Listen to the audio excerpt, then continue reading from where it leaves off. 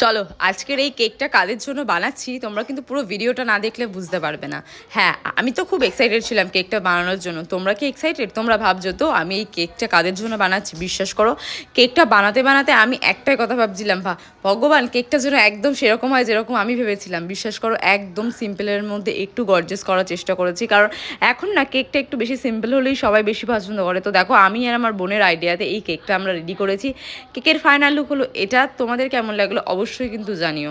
আর কেকটা কাদের জন্য বানিয়েছি সেটা তোমরা দেখে নাও তোমাদের।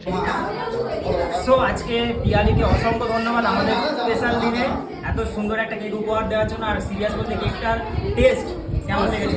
আমি আর রিভিউ দিলাম, তোর কেমন লেগেছে? দারুণ টেস্টি ছিল, যেমন দেখতে আর তেমন টেস্ট, তাই তো? সত্যি ভালো তো? Thank you.